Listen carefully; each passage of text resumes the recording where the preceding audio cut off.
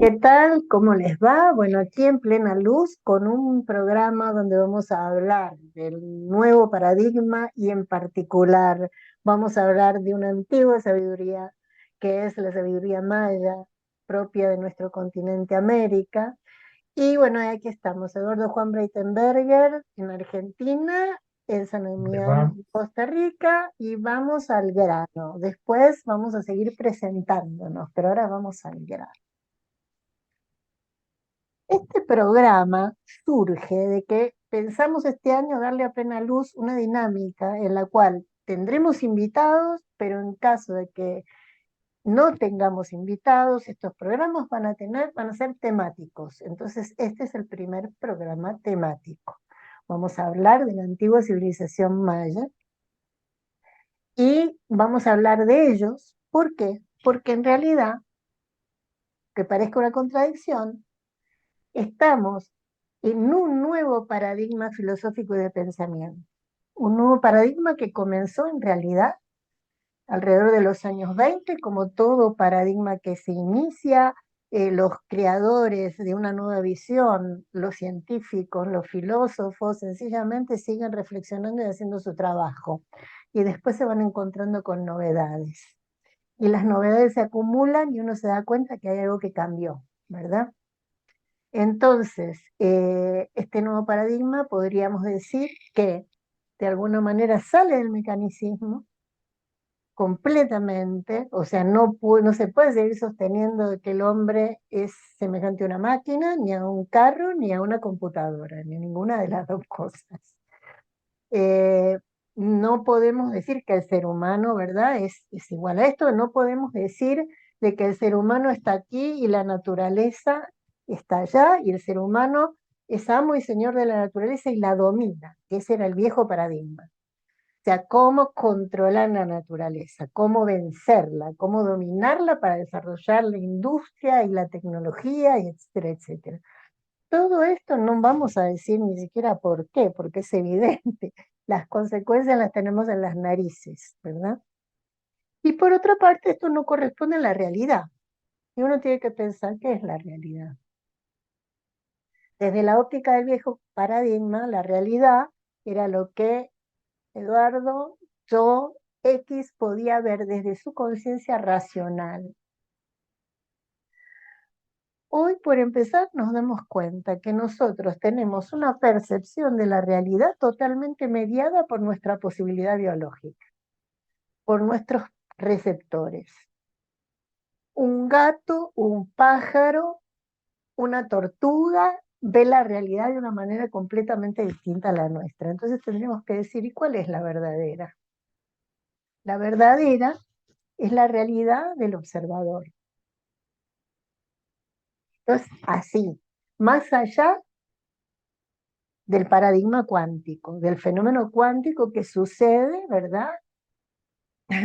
En las, digamos, en niveles mucho más profundos de la estructura biológica o de la estructura de la materia. Son las partículas subatómicas, las que son relativas, que se mueven en un paradigma de onda-partícula, etcétera, etcétera. No vamos a hablar de eso.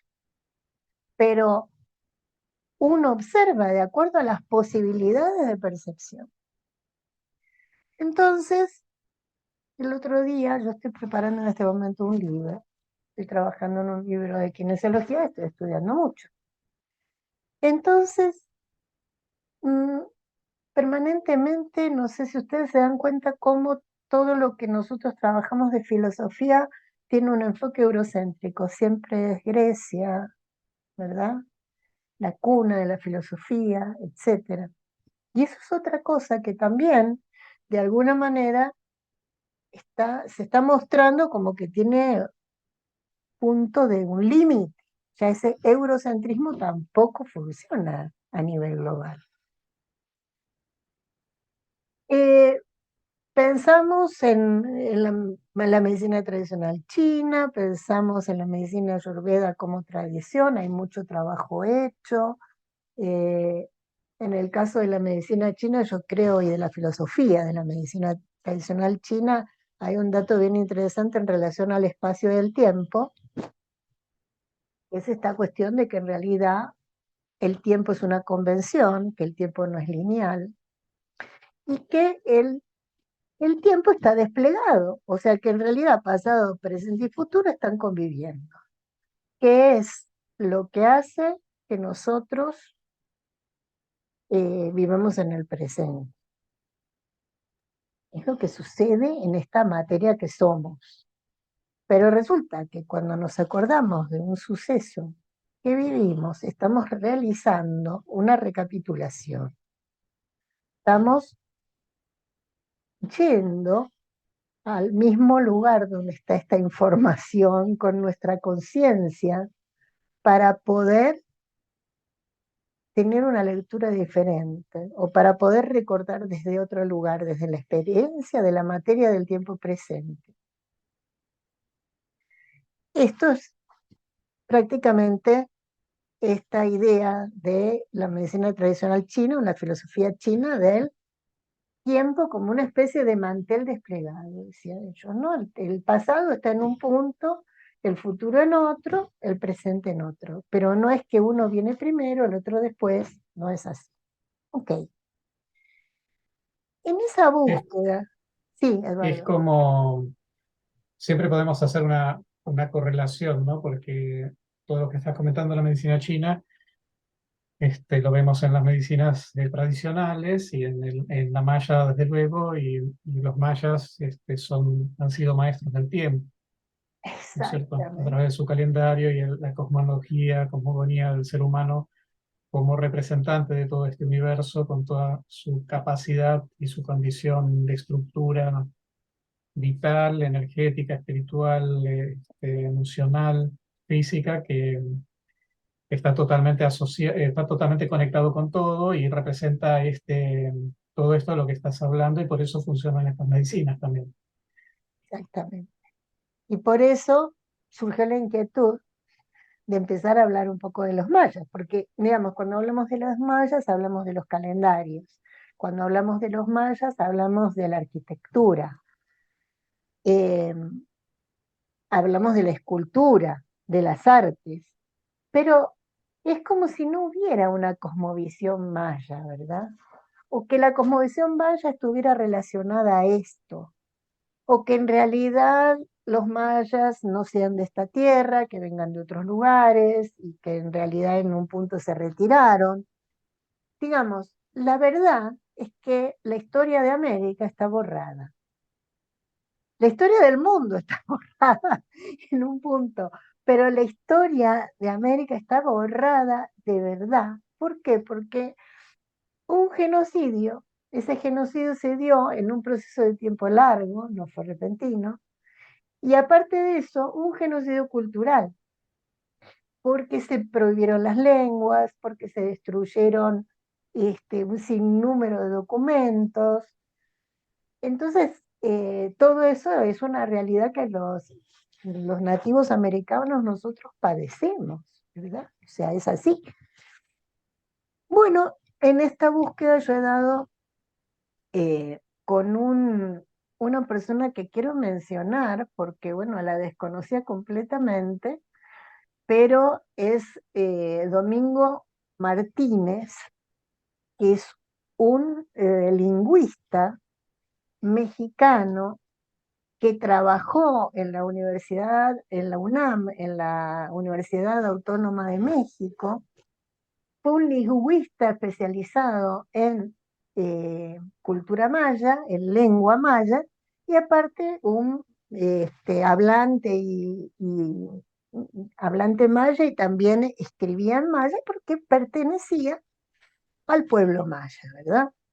Entonces esta persona hizo un trabajo muy silencioso dentro del ámbito académico para tratar a través de la lengua de comprender en profundidad cuál era el pensamiento maya. Y nos regaló el tesoro de una serie de documentos que nos revela cosas muy importantes. Por ejemplo, que evidentemente los mayas que generaron estas maravillas, ¿verdad? Y que eh, pudieron calcular realmente el tiempo de una forma increíble, o sea, predecir eclipses antes de miles y miles de años que ocurrieran, sencillamente por sus cálculos matemáticos, por supuesto que tenían una filosofía de base. Y en esta filosofía de base nos volvemos a encontrar con algo muy interesante, que es una fusión entre religión y filosofía al estilo chino, como se da en la medicina tradicional china. O sea, un principio que es el Tao, ¿verdad? Y una manifestación. Y a partir de esos símbolos pueden llegar a comprender en sí el universo, la existencia, el sentido. Entonces, resulta que hay una palabrita que se llama Hunab-ku y está muy repetida en las redes, en las publicaciones de internet, o sea, se supone que es el dios maya. Pero en realidad, Hunab-ku es un principio, por supuesto un principio creador, pero que no tiene un nombre, ni responde a una figura, no responde a una figura ni humana, ni de animal, ni de ningún tipo de identificación de representación como tal, porque es un concepto abstracto. Entonces, Hunab-ku quiere decir el único dador de medida y movimiento. Es ese principio que permite la manifestación de todo.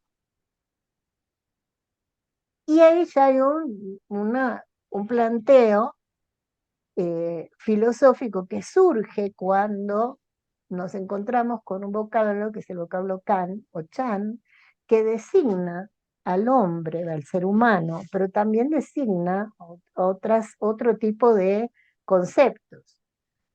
Pero así, cuando designa al ser humano, lo designa y lo designa de una forma en la que el ser humano no se pelea con la naturaleza, no se opone a la naturaleza, sino que este ser humano encuentra su lugar en esta concepción, en la concepción maya, en el universo. Y nos aparece una cosa muy moderna, muy, muy moderna, que es el planteo de comprender que todos somos uno y que en realidad hay un sí mismo ampliado, que no es el sí mismo que habla de nosotros como un todo, el todo de la conciencia humana, sino es un sí mismo que habla de la conciencia cósmica y por lo tanto nos permite sentir de que el árbol, el conejo, la hormiga, la abeja, las estrellas, las galaxias y todo lo que nosotros comprendemos como parte de nuestra propia existencia. Y esto me parece central, ¿no es cierto? Porque entonces estamos viendo de que es una visión de una profundidad enorme. Resulta que hace unos años atrás hay un filósofo noruego, que bueno, voy a poner los datos debajo, digamos, en el primer comentario del video en YouTube, para que tengas las referencias. Este filósofo noruego plantea que realmente el tema dirige una corriente que se llama ecología profunda, y que plantea que la única forma de realmente tener una verdadera conducta ecológica y un cambio y sostener este cambio de paradigma es entender de que somos parte del todo y que como tal no vamos a lastimarnos a nosotros mismos al lastimar al todo. Es bueno, lo mismo, nada más que los mayas lo estaban planteando hace muchísimo tiempo. Y hoy en día se considera, hay personas que consideran, por ejemplo, Fritjof Capra, que es un gran autor, es físico y realmente ha sido una persona que ha contribuido muchísimo a que se difunda eh, las nociones básicas del nuevo paradigma, considera que este señor, el señor noruego, es el filósofo que sostiene, que soporta todo este cambio. Eduardo, ¿qué más te parece importante que digamos en este programa? Bueno, entraría a hablar un poco de la medicina maya porque cuando yo hace bastantes años tomé una formación en general de medicina china, y se hablaba justamente de la historia, de los hallazgos arqueológicos, que utilizaban huesos afilados para, como punzones para, ¿cómo se llama?, activar los puntos de la acupuntura. Y luego se utilizó metal, etcétera, etcétera. Yo dije, bueno, ¿por qué no usarían espinas de plantas o animales? Ujú. Y como nosotros acá en casa ya tuvimos un adelanto ayer de tu trabajo con este libro, dije, ah, bueno, había de eso en otra latitud, ¿no es cierto? Entonces estaría bueno hablar un poquito de un avance, por lo menos algún detalle de lo que comenta el libro con respecto a esta medicina maya, ¿no? Claro, este es otro libro, es un libro de Fix Fernández que cita a este señor, pero lo cita en un libro que es inhallable, o sea, lo he buscado por todas partes y no lo encontré, simplemente tengo la información directamente del libro de Fix Fernández, donde eh, lo que plantea es que utilizaban espinas de pescados, utilizaban las espinas de los puercoespín para hacer distintos tipos de punciones. Entonces, por ejemplo, para sostener los procesos de ceremonias iniciáticas, muy al estilo del budismo zen también, de meditación, de largos periodos de ayuno, de largos periodos de 4 o 5 días, se requería que la persona estuviera despierta estos días. Entonces, para eso, digamos, se le se le punzaban determinados puntos de la cabeza para que la persona no tuviera sueño. Y eso era lo que sucedía porque realmente las personas podían estar completamente despiertas durante ese periodo de tiempo.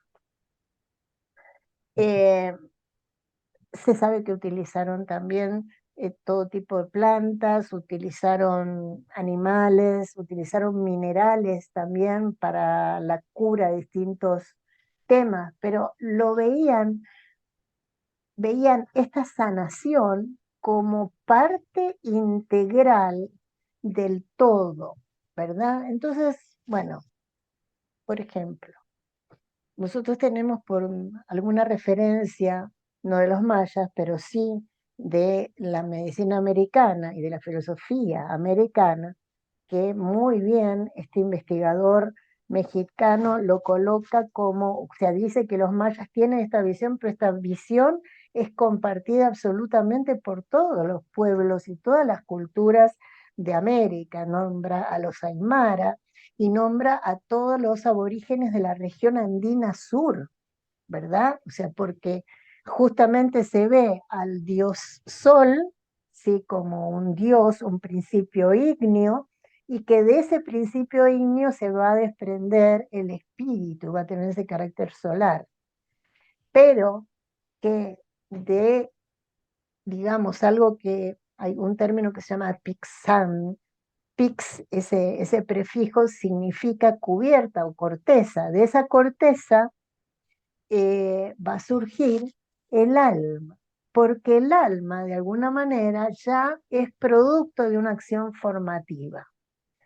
Entonces, esto también está en la base de los desequilibrios somáticos que puede tener cualquier persona. Se trabaja con ese principio formativo y se entiende que ese principio formativo va a estar reflejado en los animales y en las plantas. Entonces, por ejemplo, uno puede encontrar a Castaneda en un viaje a Ixtlán hablando de cómo el viento puede tener una voluntad, ser un ser de voluntad, no simplemente un, la diferencia de presiones en la atmósfera, provocar ese fenómeno. Y cómo en algún momento ese viento puede perseguir a una persona. Démonos cuenta de que hay mucha información sobre ciertos vientos, que son vientos muy, muy tóxicos para el equilibrio de la vida, como puede ser el sonda en Argentina, ¿verdad? El viento sonda es un viento muy, muy perturbador. Entonces, en un viaje al Ixtlán, él propone una forma, que es acostarse en la tierra y cubrirse de ramas. Entonces, esto, y de un tipo de ramas, esto lo vamos a encontrar en los mayas y lo vamos a encontrar en todas las curas americanas. O sea, no es que el único animado es el ser humano o los animales. El mundo de las plantas, de los elementos, es un mundo completamente animado. Y como tal interviene directamente en la curación. Sin embargo, lo que nos llamó mucho la atención fue el tema de las punciones, del utilizarlo, ¿no? Incluso con un criterio que es el criterio de punzar y dejar el estímulo o pulsar y sacar sangre. Que eso mismo lo encontramos como una estrategia terapéutica en la medicina china. Hay puntos que se sangran y hay puntos que se estimulan o se seda, pero hay otros puntos que se deben sangrar y en determinados momentos. Entonces, bueno, ahí hay una serie de paralelismos, uno puede volar con la imaginación, pero aparte de la imaginación, me parece muy válida la propuesta de comprender de que en miles y miles de años, en Argentina, en Chile, en Perú, en Bolivia, en toda América, hubieron civilizaciones de un desarrollo enorme, que fueron constituyendo su pensamiento, su filosofía, su forma de ver la vida y su tecnología. No es que esto era tabla rasa, eso se perdió, pero de a poco aparece y va a ir apareciendo cada vez más, porque incluso ahora la tecnología ya permite encontrar, digamos, ciudades enormes dentro de la selva, cosa que antes no se podía hacer. Y que es lo que estuvieron descubriendo recientemente de los mayas, ¿no? Pues Es- son un montón de kilómetros de calle y aldeas y ciudades conectadas, exacto, que están bajo la selva, ¿no? Con una tecnología de, de lectura de radar láser en una avioneta y eso van creando un gran mapa que les llevó bastante tiempo armarlo. Estaba recordando en el 2009 que nos hicimos un paseo por allá por Costa Rica. Acá estamos en Argentina, nosotros estamos en Costa Rica. Tuvimos la oportunidad a la vuelta de hacer un recorrido por Perú con el grupo de Fabio Serpa. Y tuvimos el honor para mí de conocer a un señor Eve, de apodo, nunca supe su apellido, que vive en Cusco, o vivía en Cusco en ese momento, y él estaba relacionado con el estudio de la cosmología de la música, el músico, de la cosmología peruana antigua, y de investigar junto con arqueólogos instrumentos que son de cerámica, son de arcilla cocida, que tienen dos vasijas unidas, y cada una de las vasijas representa un animal, un ave, etcétera. Entonces, cuando se le carga con agua y se lo mueve de una manera determinada, comienza a hacer el sonido del canto de ese ave o de ese animal o de una persona riendo, una persona quejándose, etcétera, etcétera. Entonces, aquí vuelve otra vez el viento, ¿no? Y el agua como elementos, y el sonido y el animal, o la planta, o el lugar, o lo que esté representando esto.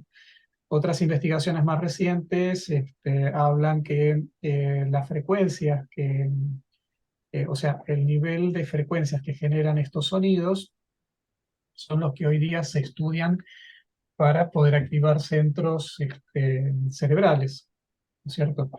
Entonces, inducen, por ejemplo, estados ¿cómo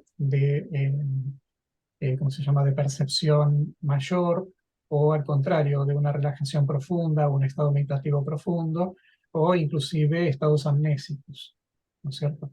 Que evidentemente se podrían, por los registros, por ejemplo, de los egipcios que utilizaban música para dormir a la persona para ser operada, estaban los músicos tocando todo el tiempo, y bueno, hay toda una referencia de lo que pasaba energética espiritual allí también, y evidentemente hay un montón de conocimiento que nosotros hemos perdido justamente por esta idea tan mecanicista, ¿no es cierto?, que todavía nos aborda. Y hay un montón de otros elementos que son sumamente útiles para resolver traumas, tratar problemas, etcétera. ¿Cómo se llama? En Ecuador, hay un tipo de sanación que es a través de los inciensos, a través del tabaco, por ejemplo, y el humo, eh, curan los espantos, sacan Ajá. los espantos, ¿no? Del Entonces, susto, la cura del susto. la cura Es del muy susto, general en todo, en claro. toda América. Y la efectividad que tiene eso, ¿no? O sea, como algo de la naturaleza o algo de algún medio que la persona tiene y que tiene que salir. Es un poco ese es el concepto para otros, por ejemplo, más europeos, es no te tapes la nariz cuando estornudas porque ahí sale todo, todos los males que te están, bueno, algo de cierto debe tener, ¿no es cierto? Porque uno después de estornudar se siente, por lo menos que respira mejor. Entonces, bueno, todos estos temas que tienen que ver con las medicinas complementarias o las medicinas Tradicionales en este caso, digamos. tradicionales en este caso, eh, tienen un conocimiento a través principalmente de la observación y la prueba y error, ¿no es cierto? Y Sí, además de todas las percepciones que tendrían estas personas que produjeron diferentes tipos de descubrimientos. por Así otra que bueno, parte, esa observación y la prueba del error es la misma base del desarrollo de la ciencia moderna. O sea, claro, nada más de que, eh, digamos, la ciencia moderna, sobre todo digamos, todo lo que es la práctica del arte de curar, las medicinas, quedaron completamente maniatadas a partir del siglo XX al uso de medicamentos porque la industria farmacéutica ahí nació. Entonces no era solamente la botica o la farmacia que podía elaborar un medicamento, sino que ya se comercializó a nivel masivo, igual que pasó con la industria alimentaria, etcétera, etcétera. Y esto es parte del viejo paradigma, es parte del viejo paradigma. O sea, cómo en realidad cuando algo se transformó en un negocio de un sector, ese negocio de un sector pudo bloquear el desarrollo de investigaciones científicas, por ejemplo. Entonces, bueno, creo que vamos a un cambio de conciencia. No creo que sea el cambio de conciencia ideal, pero estamos un poquito mejor. sí, Estamos claro, eso haciendo un intento. lo notas en la consulta, consultas de hace 8, 10 años, 15 años atrás, no tienen el tenor de la búsqueda que hay ahora. La búsqueda que hay ahora Indudablemente. es un tema de dónde vengo, quién soy, a dónde voy, son lo que antes hablaban más desde lo espiritual, digamos, o para qué estoy en esta vida. Antes Exacto, eran un tema más tesituras, trascendente. antes era cómo compito mejor, cómo me desarrollo mejor en este mundo, cómo consigo mejor un puesto, necesito tomar una resolución para comprar o vender algo, desde luego estaban también las temáticas de enfermedades y todo lo demás, pero también en eso hay un cambio porque la gente ahora trata de buscar el motivo y la causa de sus problemas de salud, qué está diciendo este cuerpo, en lugar de echarle la culpa al marido, a la mujer, al vecino o a quien sea, ¿no es cierto? Entonces eso también lo noto que ha cambiado bastante, Sí, inclusive en gente de nuestra edad también. yo creo que hay que precipitar muchísimo desde el lugar de la terapia, de los terapeutas, la comprensión de que eso que nosotros consideramos el individuo como ente aislado, compartimento estanco, así se decía, ¿no? O sea, como si cada individuo fuera completamente, no tuviera absolutamente nada que ver con nada, eh, es realmente un gravísimo error. Y es la palabra paciente, Exacto, que también tiene la palabra paciencia para paciente. que claro, esperar que lo curen. claro. Pero el tema del individuo, así como compartimento completamente aislado de un todo mecánico y ordenado, ¿verdad? Eso no corresponde ni mínimamente a la realidad, porque el universo está formado por sistemas, distintos sistemas, y yo diría que este paradigma es un paradigma sistémico, un paradigma complejo, ¿verdad? Y sistémico, donde nos damos cuenta que es bastante difícil establecer el límite de dónde empieza una cosa y dónde termina la otra. Entonces, cuando trabajamos con los pacientes también en el tema de que el individuo como tal no es un ser solo, aislado y abandonado, sino que está completamente dentro de la red, de que esa persona está resonando con una red universal, también la angustia, el dolor se calman. Solo para despedirnos, me parece, Sí, sí, un tema importante, cambiando la dirección de toda la charla.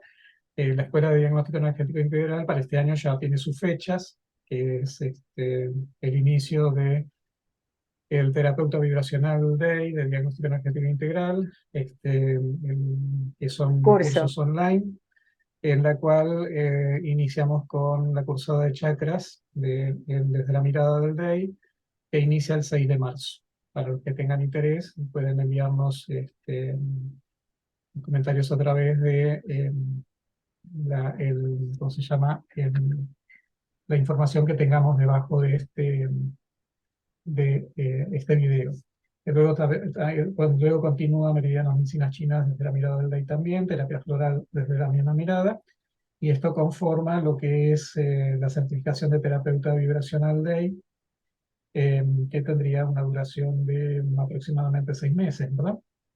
Exacto, pero también se pueden cursar en forma individual, en forma Individual. separada, para el que no quiera hacer la formación de 6 meses. Y la noticia de este año es que el 10 de abril comenzamos con la formación de Practitioners Day, que va a ser una formación de un año en línea con una frecuencia de 3 clases semanales. Es una formación larga, lo amerita, porque realmente la persona sale preparada como para poder eh, comenzar a atender y atender con una visión completamente sistémica, como la de nuestro nuevo paradigma en el que estamos inscritos en este momento. Algo Y más. el alumno Sí. queda, digamos, como un participante de nuestra escuela en el sentido de que no termina su formación allí, porque hay mucho más también, pero además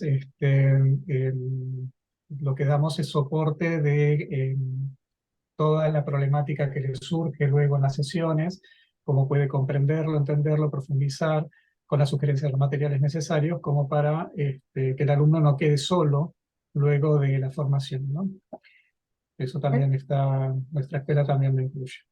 Sí, es decir, nosotros somos una escuela de formación continua en realidad. Ujú. Es eso lo que hacemos, ¿verdad? Y permanentemente estamos nuevamente capacitando a los viejos terapeutas en nuevas temáticas, tenemos nuestros encuentros, nuestras discusiones, o sea, es una escuela viva. Ujú. Bueno, quería terminar con algo de los mayas. Eh, ¿Quién es tú? ¿Quién eres tú? Tú eres mi otro yo.